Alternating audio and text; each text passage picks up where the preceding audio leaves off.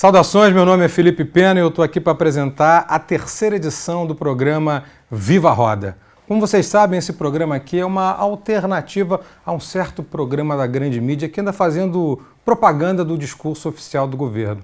Aqui é diferente, aqui a roda gira para a esquerda. Mas se você quiser que ela rode para a direita, não tem problema, porque o seu direito, seja de direita ou de esquerda, também está ameaçado nos tempos atuais.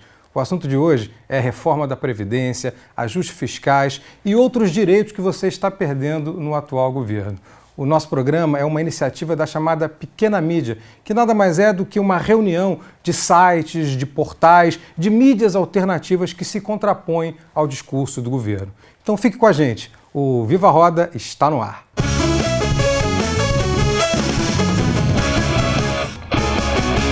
E para me ajudar aqui com a entrevista, nós contamos com a presença de Daniel Kossinski, cientista político da UFRJ, Marcos de Oliveira, diretor de redação do Monitor Mercantil, e Sérgio Souto, subchefe do Departamento de Jornalismo da UERJ. Também recebemos perguntas de Brasília do senador Roberto Requião, de Porto Alegre de Bruno Rocha, professor de Relações Internacionais da Unicinos, e de Uberlândia de Vinícius de Souza, do site Jornalistas Livres. E para explicar como o governo está cortando diversos dos nossos direitos, eu recebo aqui a coordenadora nacional da Auditoria Cidadã da Dívida, Maria Lúcia Fattorelli. Muito obrigado pela sua presença aqui no programa. Eu queria que você tentasse explicar em 3 minutos, o que é difícil, a tua tarefa é árdua diante do massacre de propaganda do governo a favor da reforma da Previdência. Eu queria que você explicasse por que o déficit, o famoso déficit da Previdência, é na verdade um déficit fabricado, que é a tese que você defende, e queria que você explicasse isso à luz do parágrafo 194 da Constituição Brasileira. Em primeiro lugar, agradeço a oportunidade de estar aqui com vocês, uma honra para a Auditoria Cidadã da Dívida. E essa questão da Previdência, ela foi a maior conquista da Constituição Federal. Os constituintes colocaram no artigo 194 da Constituição a seguridade social, a segurança do povo. Que não é só Previdência. Não é. São 3 fatores. É um tripé. É Previdência, Assistência e Saúde. Foi a principal conquista social. Ela é tão importante que na própria Constituição, no artigo 195, os constituintes estabeleceram o financiamento desse tripé. Então, eles colocaram lá fontes variadas de financiamento, como uma cesta. Nessa cesta, eles colocaram, primeiro, os trabalhadores e empregadores vão contribuir com uma contribuição para o INSS incidente sobre a folha, paga tanto pelos trabalhadores como pelos empregadores. Também as empresas vão contribuir sobre o lucro. Então foi criada a contribuição social sobre o lucro líquido. Criaram também a contribuição que incide sobre o consumo. Tudo que consumimos, bens, serviços, a COFINS, Contribuição para o Financiamento da Seguridade Social, que é a maior arrecadação do país. Tem também PIS/PASEP, arrecadação sobre a venda de produtos rurais, arrecadação sobre todas as importações e várias outras fontes menores, como, por exemplo, uma contribuição que incide sobre todas as apostas de loterias e concursos pagos no país. Então, se tem tanta fonte de financiamento, por que o governo insiste em dizer que tem o déficit? Como é que ele fabrica esse déficit? Então, ele pega lá dessa cesta, onde estão todas essas fontes variadas, ele vai lá e pega somente a contribuição do INSS. E compara o que se arrecada com essa contribuição, paga por empregados e empregadores urbanos e rurais, ele compara isso com todo o gasto da Previdência, que é o maior entre o tripé da Previdência, Assistência e Saúde. O maior deles é a Previdência. E quando fazemos a conta honestamente, considerando todas essas fontes e todos os gastos com Previdência, Assistência e Saúde, o que a gente obtém? Uma sobra de recursos de dezenas de bilhões de reais todo ano. Sem falar que há dívidas de empresas no montante de 350 bilhões com a Seguridade Social, né? Isso, a sobra de recursos ainda poderia ser muito maior por causa da sonegação, que você menciona, que ultrapassa 400 bilhões de reais, segundo estimativas, inclusive a lista dos devedores da Previdência. As desonerações, que são setores que são liberados de contribuir para a Seguridade Social, Por exemplo, o agrobusiness. Então é uma infâmia muito grande. O governo libera o agronegócio de pagar a contribuição e depois fala que tem déficit. E ainda quer botar a culpa nos trabalhadores rurais, né? É uma inconsistência. A sobra de recursos é tão impressionante que existe a tal da DRU, a desvinculação. E por que desvinculação? Porque essa cesta de contribuições, elas são vinculadas pela Constituição para a Seguridade. Então, vem o governo, aumenta a DRU, que é essa mordida, morde atualmente 30% dos recursos da Seguridade Social, desvia principalmente para pagar juros da dívida pública. Que responde por quase 50% do nosso orçamento. Todo ano, né? E depois vem falar de déficit? Não. Maria Lúcia, essa explicação dos ovos, né, dos 8 ovos na cesta é muito boa, porque ela consegue se contrapor a essa propaganda maciça do governo que tenta impor uma visão da reforma da Previdência para o grande público. E, ao mesmo tempo, a grande mídia faz o mesmo, inclusive através de analistas políticos que sempre repetem: a reforma da Previdência é primordial e sem ela o país vai quebrar. Muito obrigado por ter sido tão clara com a gente. Eu vou rodar a roda, vou passar para o Sérgio Souto fazer a primeira pergunta. Sérgio. Como foi dito aí pelo Felipe, a questão da Previdência também é uma luta por corações e mentes. Então, os auditores da Receita Federal, com um custo muito menor do que essa propaganda do governo, eles produziram um pequeno vídeo que viralizou na internet, justamente falando isso dos 8 ovos da cesta, que a Previdência em 2015, na Seguridade Social, teve um superávit de 11 bilhões. E aconteceram duas coisas muito interessantes. Primeiro, sem passar por nenhum órgão da imprensa tradicional, esse vídeo foi respondido pelo governo, que alega que mesmo incluindo os 8 ovos da cesta, ou mesmo incluindo a Seguridade Social, haveria um déficit de 106 bilhões, que se fosse excluída a DRU, iria para 166 bilhões. Isso está incluindo INSS, servidor público? Explica para a gente, afinal, a Seguridade Social já inclui todas as fontes de financiamento. Tem déficit ou tem superávit? Todos os anos tem um superávit de dezenas de bilhões. Em 2015 foi 11 por conta do desemprego e do avanço das desonerações. Quando o governo faz essa conta, inclusive respondendo, né, a nossa associação, porque eu também faço parte lá da Associação dos Auditores, o que ele faz? Ele coloca a aposentadoria dos servidores públicos, que é outro regime, é fora da Seguridade Social. Então, o governo está começando a colocar, ele no desespero de querer aprovar essa reforma, que na verdade tem o interesse dos bancos. Essa reforma é uma reforma para os banqueiros. O que está por trás dessa reforma é um incentivo para os planos privados de previdência. E cada vez que o governo vem a público falar do falacioso déficit que não existe, ele empurra uma série de pessoas para buscar esses planos de previdência privada, que não dão garantia alguma, que não tem nem lógica semântica. Porque o que eles fazem com o dinheiro que eles recebem dos trabalhadores? Eles recebem as contribuições dos trabalhadores e aplicam em papéis de risco.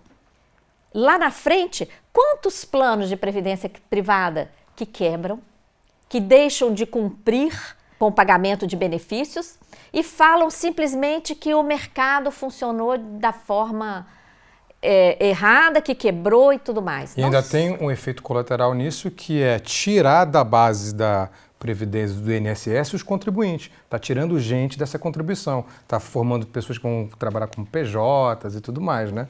Incentivando as pessoas à Previdência privada, você tira da Previdência pública, tira do sistema também. Claro. Tem um efeito colateral, né? Vou aproveitar e passar a roda, então, para o Marcos. Pegando até esse gancho que você falou, um dos efeitos da reforma da Previdência é que as pessoas começam a não querer mais participar do sistema. Principalmente os mais jovens não têm interesse em contribuir durante dezenas de anos para receber metade de uma média de salarial, ou seja, joga para o nada, para a desassistência. E também queria ver sobre a experiência de outros países, como o Chile, por exemplo, aqui pertinho, que houve um gasto para a Previdência virar privada e agora sendo chamado de novo para a Previdência virar pública. E tudo isso dentro daquela visão do Estado mínimo, ou seja, o Estado que desassiste, que não deixa o cidadão assistido, mas deixa os banqueiros bem nutridos. Sua colocação é super importante, porque quando o Chile fez isso, que transformou a previdência pública, social, solidária, em previdência privada, vinculada a fundos, foi feita uma propaganda brutal. Basta as pessoas acessarem aí os artigos feitos lá, na época em que houve essa reforma da Previdência no Chile, elogios rasgados a isso. O que aconteceu? Os fundos financeiros deram errado, deram prejuízo, quebraram. O Estado teve que reassumir, mas reassumiu de que forma? Hoje, pagam um benefício que, comparado com o salário mínimo aqui no Brasil, não chega ao salário mínimo. Então, houve um empobrecimento da população e um prejuízo social enorme. E os bancos saíram muito bem disso, obrigado. Não respondem, não tem responsabilização pelos danos causados, porque eles jogam isso no risco do mercado. A coisa não tem nem lógica semântica. Previdência é sinônimo de segurança. Qual é a lógica de colocarmos a nossa segurança em aplicações de risco? Nenhum plano de previdência privada cobre o que a nossa previdência pública garante. Mas a propaganda mesmo que o governo vem fazendo é a contrária, né? É uma propaganda só a favor da reforma ou da contra-reforma da Previdência. E ainda tem um fator cruel nisso, que é a terceirização, né? Que acaba contribuindo para essa crueldade de acabar com a contribuição. Menos gente contribuindo para o sistema, além da Previdência privada, a terceirização, o que precariza essas relações com a Previdência Social. Mas eu vou aqui continuar rodando essa roda que vai meio para a esquerda, agora para o Daniel. Daniel, é contigo. Maria Lúcia, eu vou fazer uma pergunta agora num escopo mais de política internacional.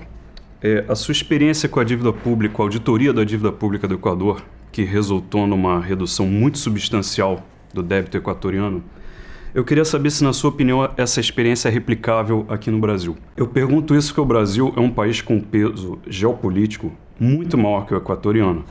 A dívida pública brasileira é muito maior que a do Equador e, claro, ela terá uma repercussão muito maior na ordem financeira internacional. Olha, muito bacana a sua pergunta, porque a grande mídia silencia em relação a essa grande vitória equatoriana e, principalmente, diante do terrorismo que se faz, que se algum país decidir questionar essa questão da dívida, ficaria isolado. Não teria mais investimentos, quebraria, enfim, quase que o céu desabaria sobre esse país. Nada disso aconteceu no Equador, muito pelo contrário.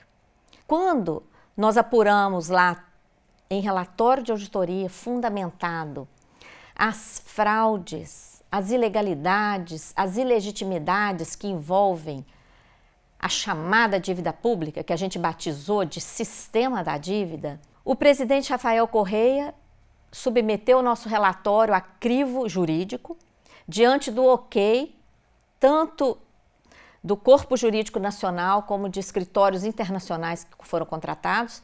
Ele tomou a si a responsabilidade e, por meio de um ato soberano, anunciou: eu recompro esses títulos por 30% do valor. A reação do mercado: 95% dos detentores entregaram os títulos, aceitaram receber aqueles 30%. Os outros 5% nunca apareceram. E o Equador conseguiu reduzir 70% da dívida externa em títulos, que era a maior parte da sua dívida. Esse mesmo sistema da dívida, que opera em quase todos os países do mundo, é um grande esquema. Usa a dívida pública para extrair recursos públicos. Exige constantes contra-reformas. Essa contra-reforma da Previdência aqui no Brasil é isso: diminuir a fatia que vai para a Previdência para aumentar a fatia de juros. Exige contínuas privatizações. E, além do próprio rombo no orçamento todo ano. Aqui no Brasil, é urgente fazer essa auditoria da dívida e demonstrar isso, porque em relação à dívida externa, o processo é idêntico ao equatoriano, é idêntico ao argentino, colombiano, etc. Por quê? Porque foi o mesmo projeto de fora para dentro colocado aqui na América Latina. Em relação à dívida interna, olha, é um escândalo a dívida interna brasileira. É uma sequência de escândalos, inclusive de inconstitucionalidades, por meio de artifícios contábeis, a mega pedalada fiscal de centenas de bilhões de reais por ano que acontece, e que se tem um país no mundo que é capaz de enfrentar esse sistema financeiro, é o Brasil. Uma das maiores economias do mundo, que tem 98% do nióbio do mundo, a terceira maior reserva de petróleo, a maior área agricultável, maior reserva de água potável, maior bioma, maior diversidade, riqueza humana, cultural, riquezas financeiras. Olha, nós temos que acordar para a riqueza do Brasil e urgentemente parar de ajoelhar diante desse sistema fraudulento que está aí nos colocando de joelhos com essas contrarreformas, sacrificando ainda mais a população. Eu tenho muito medo que a gente acabe tomando o caminho da Grécia, que a gente esteja no mesmo desenho da economia grega, com as atitudes que a gente está tomando. E no próximo bloco eu vou querer falar de uma entidade jurídica que talvez comprove isso, que é a chamada empresa estatal não dependente. É uma armadilha que o povo brasileiro está caindo. Mas é no próximo bloco. Daqui a pouquinho a gente volta com Viva a Roda com Maria Lúcia Fattorelli. Até já.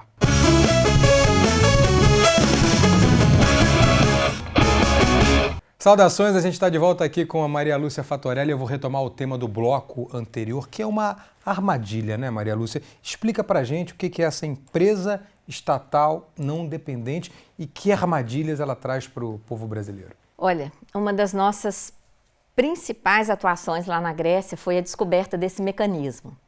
Que todo o povo grego sabia que aquela dívida não era uma dívida pública para a Grécia, que era uma dívida para salvar bancos. Isso já estava nos cartazes, nas manifestações, desde 2010.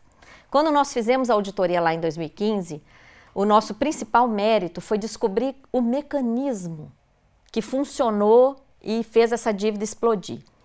E o que a gente descobriu lá?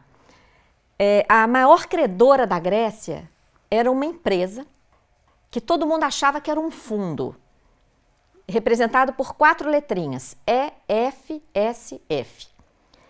Quando corremos atrás e conseguimos o contrato, que não era conhecido, nós é que conseguimos encontrar o contrato, não se tratava de um fundo, mas uma empresa.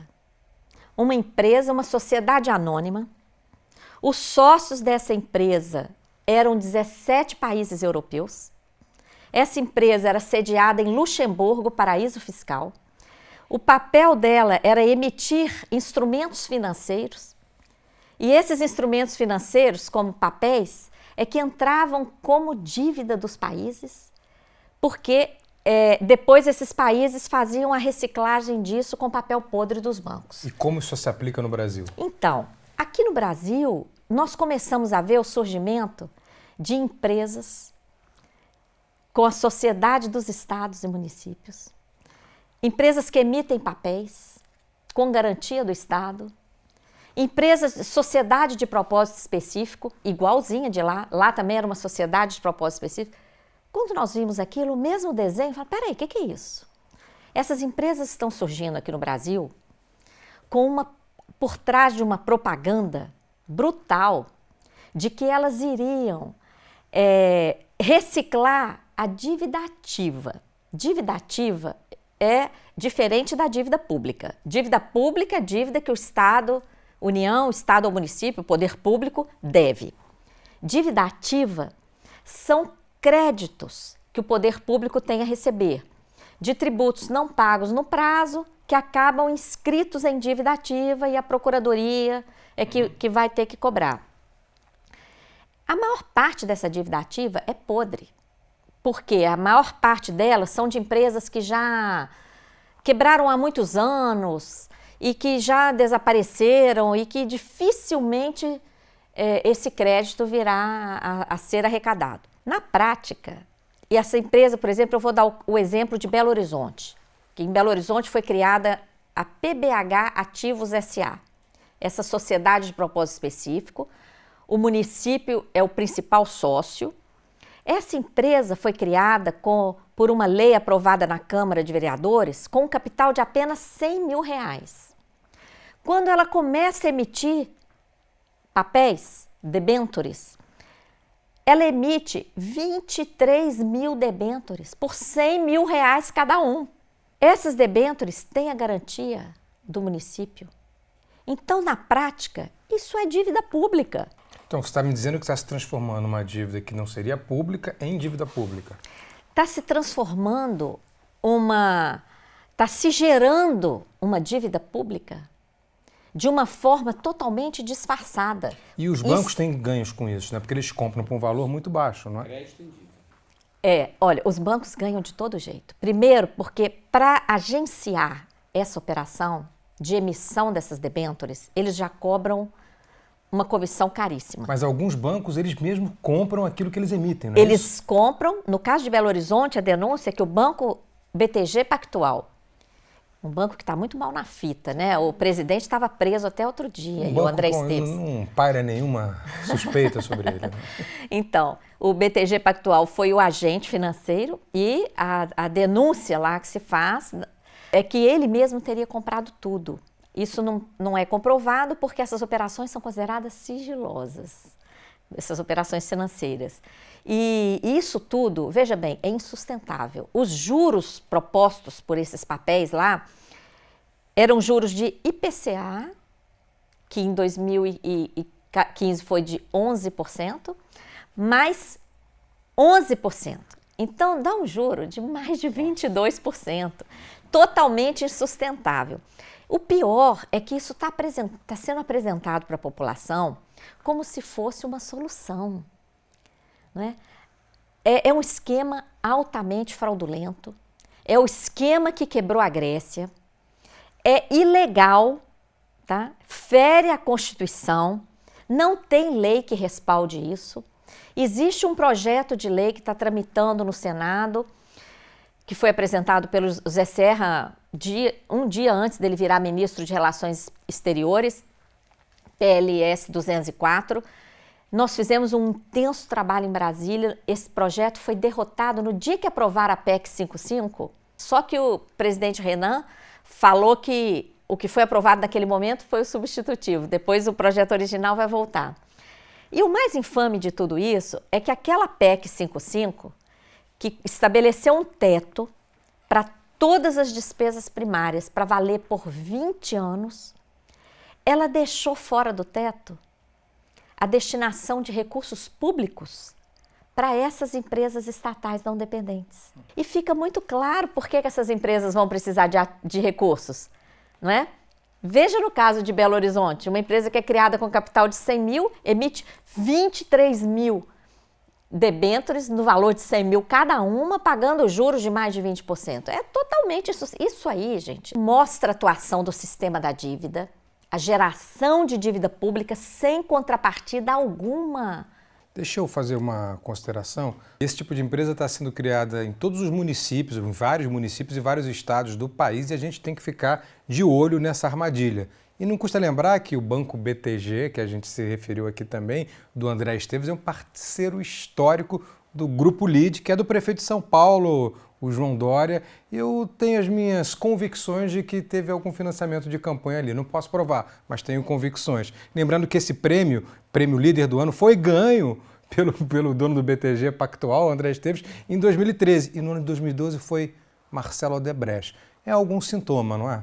Enfim, vamos agora partir para Brasília, porque a gente tem uma pergunta do senador Roberto Requião aqui para Maria Lúcia Fattorelli. Fala, senador. Fattorelli, é claro para todo mundo que a dificuldade dos estados se ancora fundamentalmente na dívida que esses estados têm com a União. Em determinado momento, a União encampou essas dívidas, emitiu títulos e esses títulos foram pagos pela União. Portanto, a União assumiu e quem pagou foi a população. Hoje, o que se pretende é fazer com que a população pague de novo, pagando para os estados aquilo que já pagaram nas mãos da União. Que solução você daria para o problema da dívida dos estados? A nossa proposta é que ela seja simplesmente eliminada e que daqui para frente os estados não paguem mais o que o povo dos seus estados, o povo brasileiro, já pagou. O senhor tem toda a razão, senador Requião. Essa dívida dos estados, ela tem que ser anulada porque ela simplesmente já foi paga várias vezes. Nós tivemos acesso, na época da CPI da dívida, a uma tabela fornecida pelo Tesouro Nacional que comprova o montante que a União refinanciou, comprova a parcela dos passivos dos bancos estaduais que foi somada a essa dívida. Então essa aí já é uma ilegalidade inicial. O estado do senhor, o estado do Paraná, foi um dos mais lesados, porque o passivo do Banestado era cerca de 11 vezes o valor da dívida do estado. Isso tudo foi somado.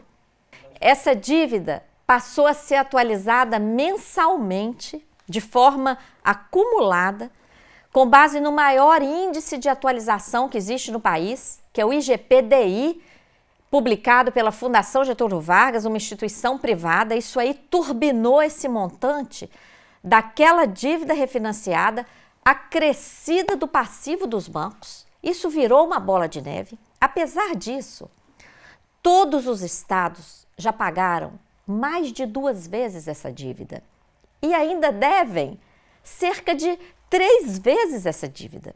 Foram aplicados juros compostos, o que é ilegal. Tem até súmula do Supremo em relação a isso, súmula 121. Foram aplicadas condições abusivas entre entes federados, o que também fere a Constituição Federal. A conta não fecha quando nós consideramos o que já foi pago, o patrimônio que os estados tiveram que privatizar para obter uma redução desse valor e tudo mais. Essa dívida já está mais do que paga. É um grande esquema que tem colocado os estados numa condição de não conseguirem proporcionar os direitos sociais à população, de não conseguirem mais contratar servidores para substituir aqueles que estão aposentando.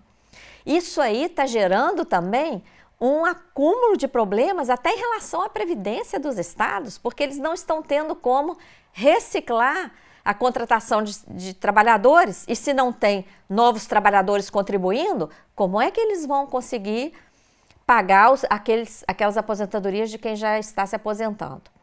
Então, nós concordamos totalmente com o senhor.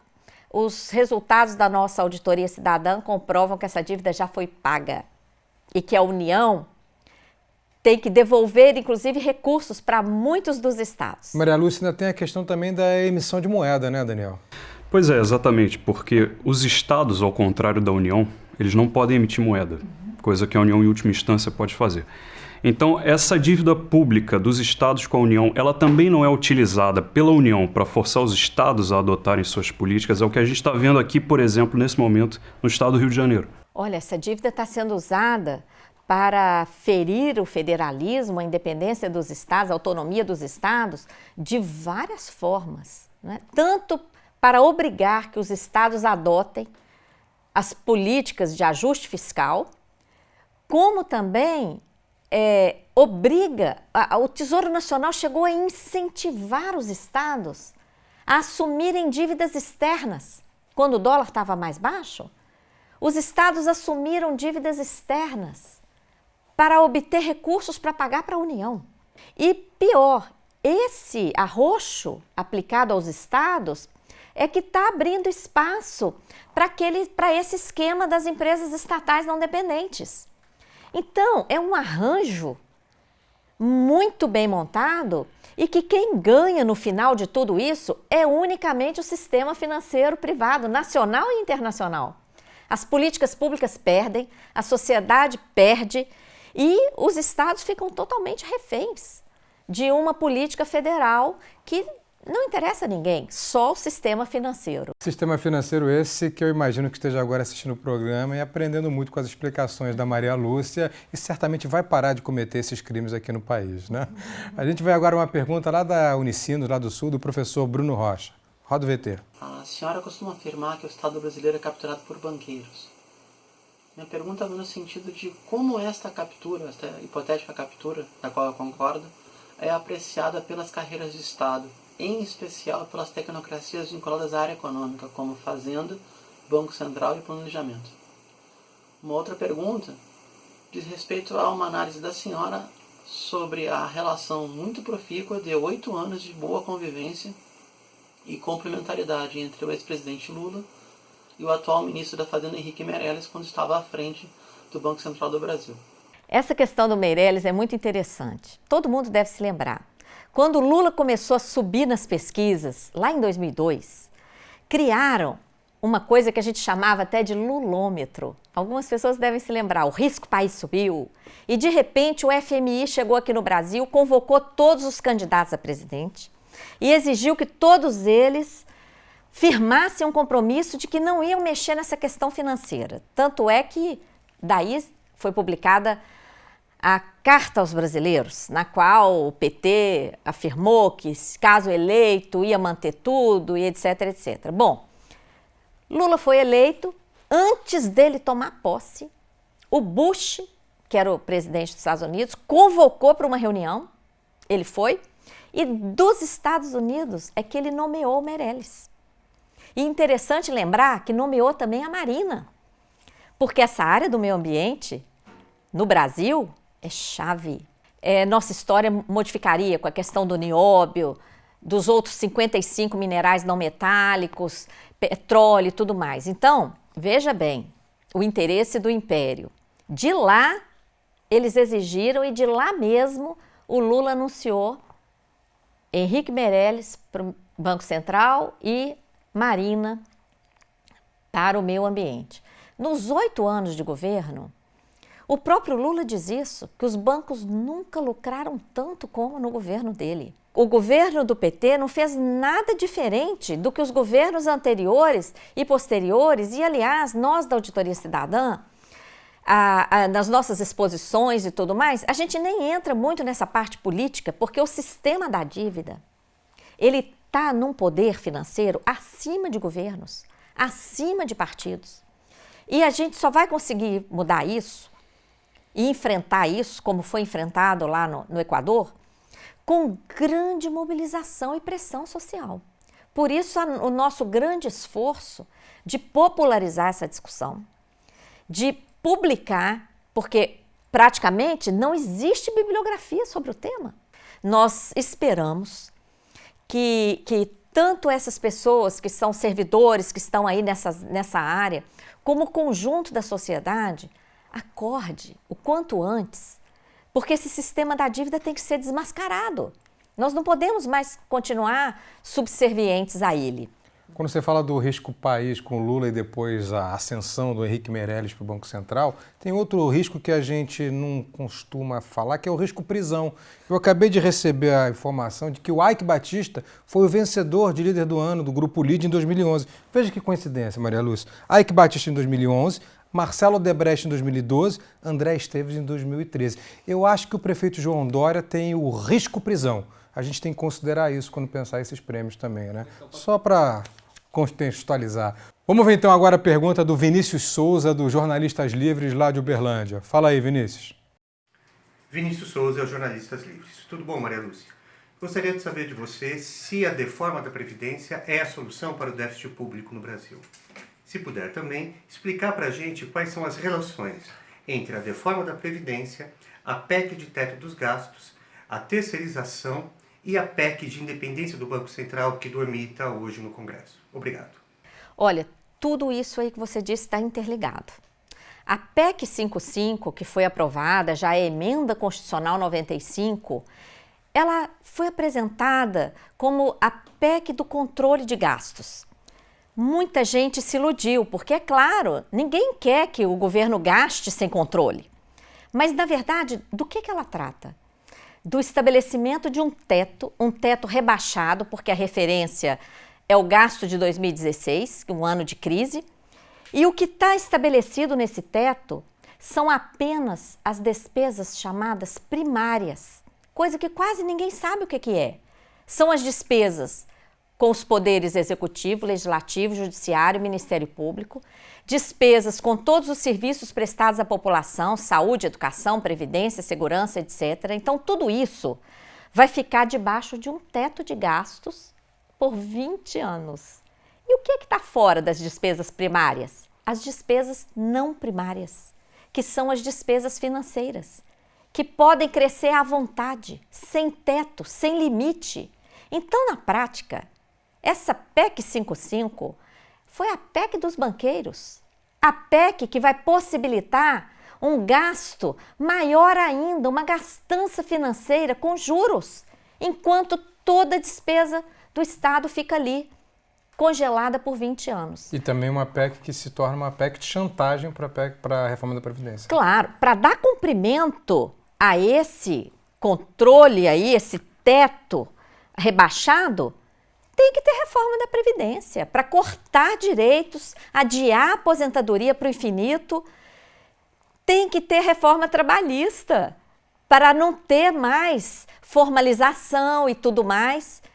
E a questão que você colocou da independência do Banco Central, ela significa a privatização do Banco Central.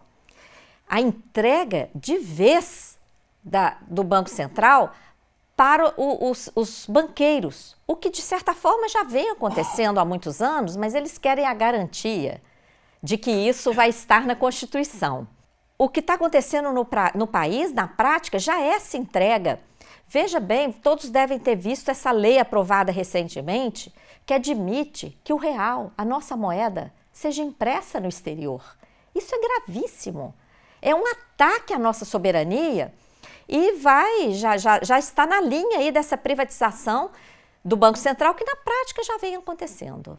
Mas vamos então girar essa roda e colocar o Sérgio Souto aqui na pauta. Sérgio? A questão da Previdência é considerada já por alguns cientistas sociais como uma das maiores perversões sociais do Brasil. E ela conseguiu um fato inédito no Brasil nos últimos anos, que foi unir aqueles que foram a favor e contra o impeachment. Inclusive, muitos dos nossos internautas têm certeza que têm opiniões políticas diferentes, mas convergem. Isso já fez o governo Temer recuar em vários aspectos. Isso deixa você mais otimista em relação a conseguir derrotar essa proposta no Congresso Nacional? Sem dúvida. Olha, quando foi apresentada a reforma, a contra-reforma é a PEC 287, o que o ministro da Fazenda, o Meirelles, de novo, falava? Se não for aprovada desse jeito, o Brasil quebra. E não podemos recuar 1 milímetro. A pressão social, a mobilização social tem levado o governo a vários recuos, inclusive usando de ilusões. Essa coisa de dizer que os estados e municípios estariam fora, isso é uma ilusão. No dia seguinte ele já falou que não, quem não aprovar em 6 meses vai ter que seguir a mesma regra. Nós temos que continuar mobilizando cada vez mais, levando essa informação para a população, porque os argumentos do governo não se sustentam. O argumento do déficit não se sustenta. O argumento da longevidade, que a população está vivendo muito, não se sustenta. O fato da população estar vivendo muito é uma bênção. O problema é o desemprego, que nós já mencionamos aqui. O problema de que as mulheres não precisam de tratamento diferenciado não se sustenta. Estudo do IPEA comprova que as mulheres trabalham no mínimo 10 anos mais do que os homens, porque durante o período de procriação, cuidados com a família e etc., elas acabam se afastando do mercado formal.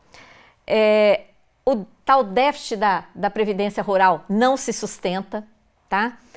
E nenhum dos argumentos que o governo coloca para essa contra-reforma se sustenta, porque, na verdade, o objetivo dessa reforma é reduzir a fatia da Previdência para aumentar a fatia dos juros, justamente para dar cumprimento a essa PEC 55 e privilegiar o mercado financeiro com os fundos de pensão privada. Então, o que nós temos é que aumentar a mobilização.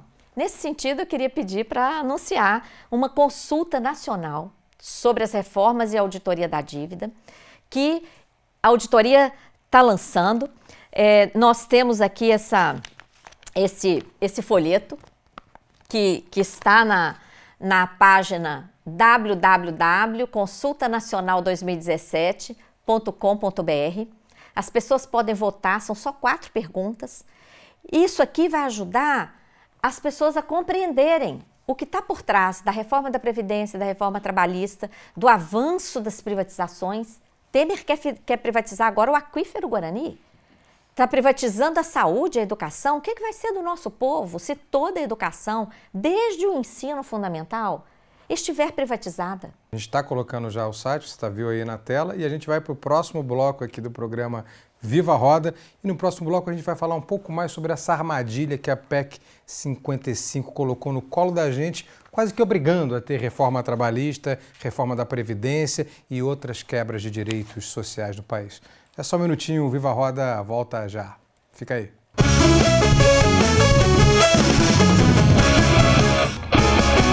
A gente volta aqui com o último bloco do programa Viva a Roda sobre a auditoria da dívida pública, um programa que é em homenagem a Michel Temer, a João Dória e a tantas pessoas que fazem tão bem a esse país. Eu vou direto aqui passar a pergunta para o Daniel. Daniel, a bola está contigo. Eu vou fazer uma pergunta agora sobre as próximas eleições presidenciais aqui no Brasil, que em tese vão ocorrer em 2018. Você acredita que algum candidato ou alguma candidata poderá assumir a proposta pública de fazer a auditoria da dívida pública brasileira? Porque, afinal, a Constituição Federal determina isso e nunca foi feito. A então presidente Dilma vetou essa auditoria em 2016 e, caso algum candidato ou alguma candidata faça isso, quais as consequências que você acredita que isso teria para essa candidatura e também para o processo eleitoral como um todo? Bom, o presidente ou a presidenta, né, que não enfrentar esse tema da dívida, vai continuar fazendo mais do mesmo. Antes aqui nós comentamos que em relação a esse tema financeiro, todos esses anos de governo do PT continuou servindo ao sistema da dívida. Esse processo atual da dívida pública vem desde a ditadura militar, desde a década de 70, passando pelos governos militares, Collor, Itamar, Lula, Dilma, Temer, todos seguem servindo ao sistema da dívida. E isso está nos levando a essa situação. O Brasil é um dos países mais desiguais do planeta, né? Então, se quiser fazer alguma coisa diferente, vai ter que enfrentar o sistema da dívida. E a população tem que saber, se não houvesse compromisso de enfrentar o sistema da dívida, não vai mudar nada. Vai fazer um ou outro paliativo, mas não vai mudar na essência, não vai mudar. Mas tem um discurso, Maria Lúcia, que é contrário a essa auditoria, que é o tal discurso do calote, que as agências de risco e tudo mais, que é um discurso internacional, que é amplamente divulgado na mídia. Como combater esse tipo de discurso? Olha, é claro que eles vão falar isso, né? Aliás, a tentativa, quando não se tem argumentos para enfrentar um debate, com provas, documentos e argumentos respeitados, as pessoas partem para desqualificação. E essa história do calote é isso, é tentar de cara desqualificar. A gente não fala em calote, a gente fala em auditoria. E a auditoria vai justamente verificar o que desse montante todo aí é dívida, efetivamente ligados a um processo de endividamento. E o que é esquema? O que é arranjo?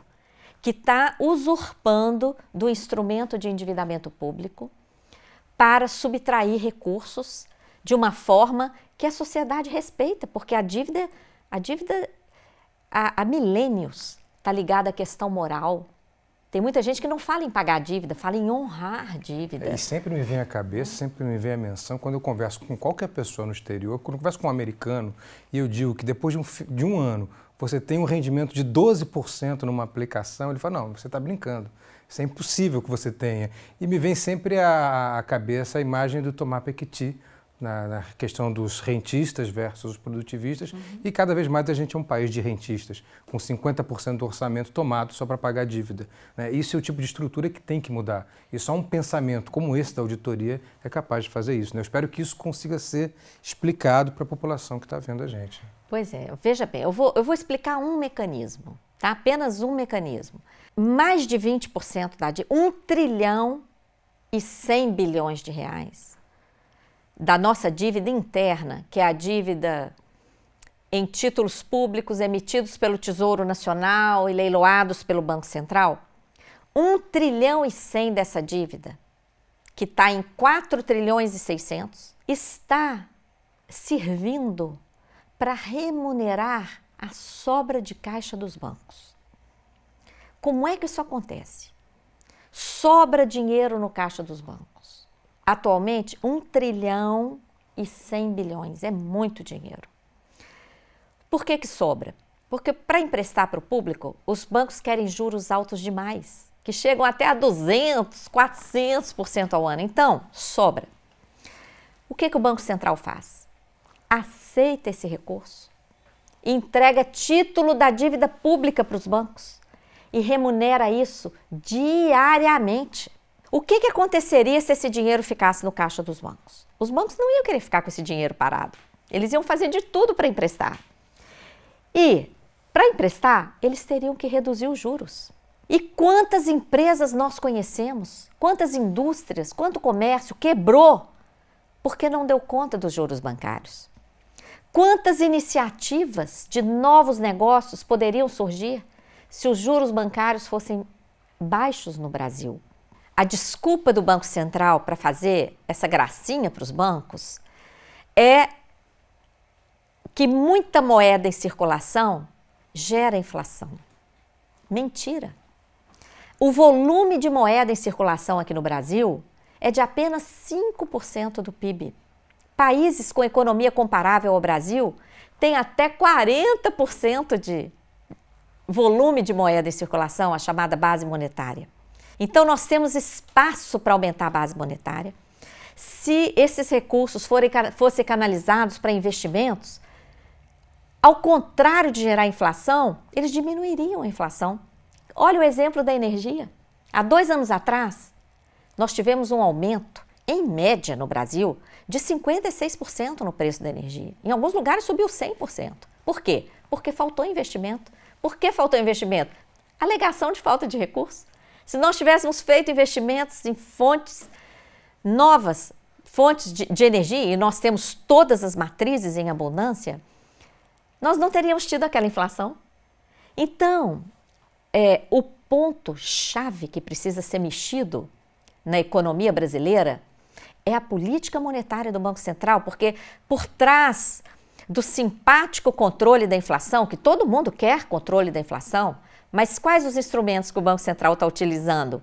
Esse enxugamento da base monetária de mais de R$1 trilhão, que além de provocar escassez de moeda e elevar o juro de mercado, ainda gera uma dívida e exige uma remuneração.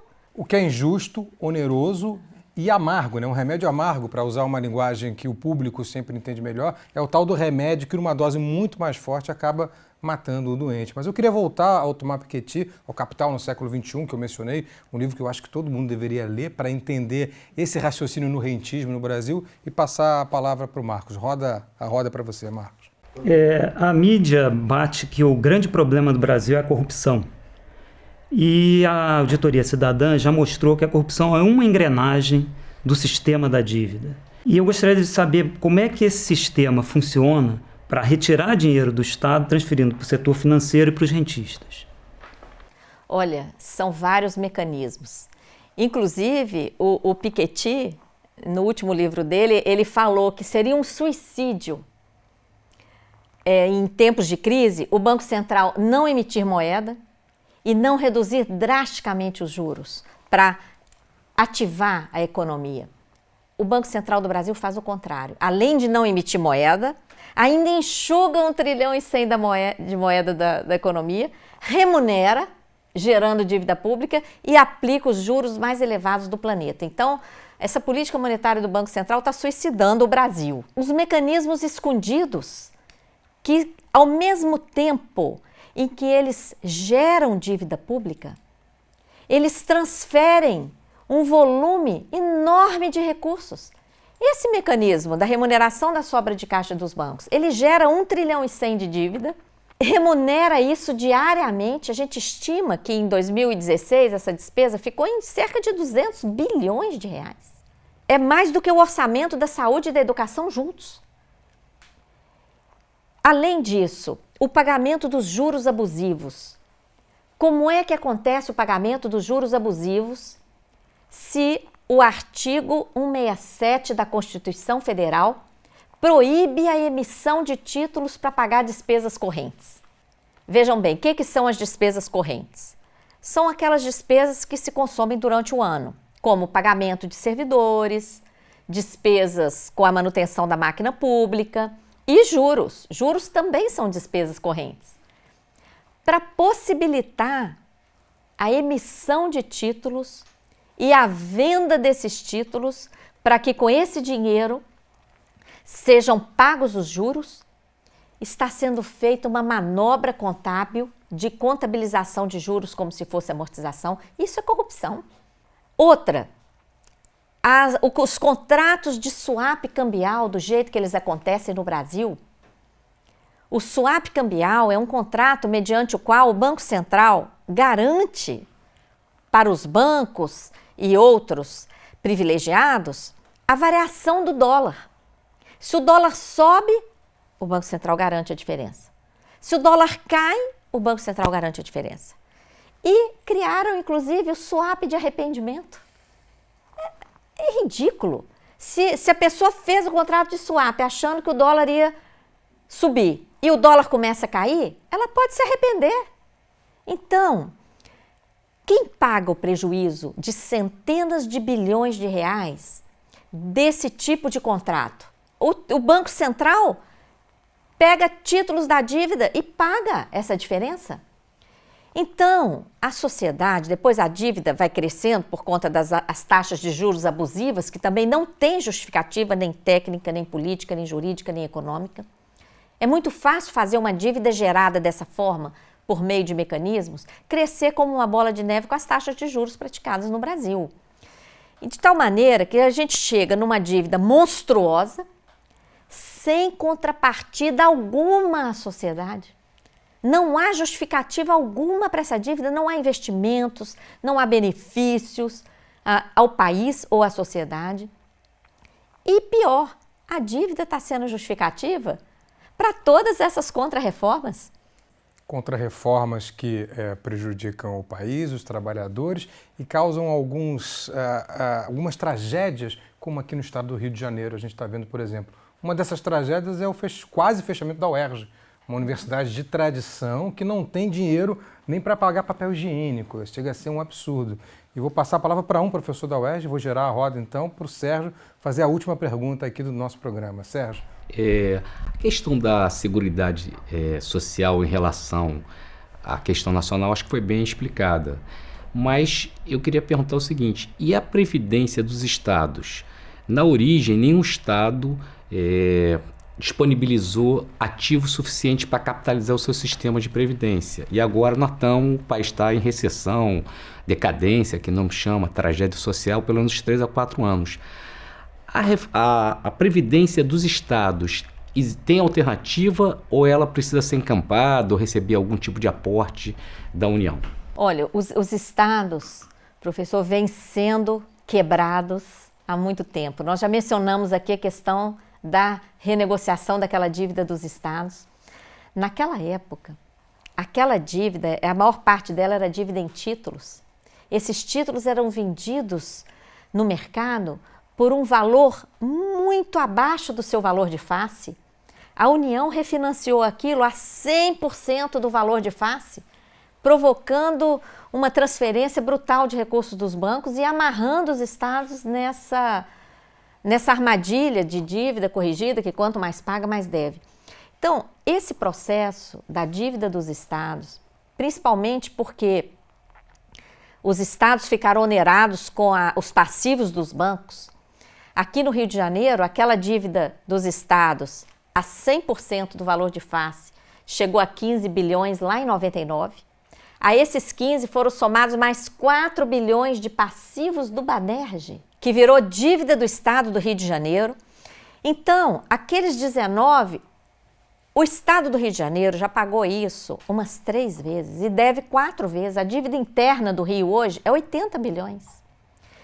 Então, esse processo foi detonando com as finanças do estado, de tal maneira que nós não podemos analisar isoladamente a questão da Previdência, comparando unicamente a arrecadação da folha dos servidores com o gasto da Previdência. O regime, nesse caso, é um regime próprio, não é dos servidores, ele tem a obrigação do Estado, e as finanças estaduais estão indo mal por conta de todo esse processo que há 20 anos vem subtraindo parcela importante dos recursos dos estados para pagar uma dívida altamente questionável, que também nunca foi submetida a uma auditoria, que deveria ser uma praxe, né? Maria Lúcia, eu queria muito te agradecer a presença aqui no nosso programa. Muito obrigado por ter explicado sobre a reforma da Previdência e sobre a auditoria da dívida pública. Auditoria essa, gente, que tem que ser uma rotina no país. A gente não pode confundir as coisas. Auditoria, regulamentação, são conceitos que devem prevalecer na sociedade brasileira. Que a gente faça isso como rotina. Queria agradecer a presença do Daniel, do Marcos e do Sérgio, que enriqueceram esse debate, e a presença de vocês que ficaram até agora assistindo esse programa com a gente. E já que no começo eu falei sobre um tal Prêmio Liderança do Ano, promovido pelo Instituto LIDE, que é do prefeito João Dória, de São Paulo, a gente falou de alguns vencedores, né? Em 2011 foi Ike Batista, que está preso. Em 2012 foi Marcelo Debrecht, que está preso. Em 2013 foi André Esteves, o banqueiro, que esteve preso e deveria estar. O vencedor do ano passado foi Michel Temer.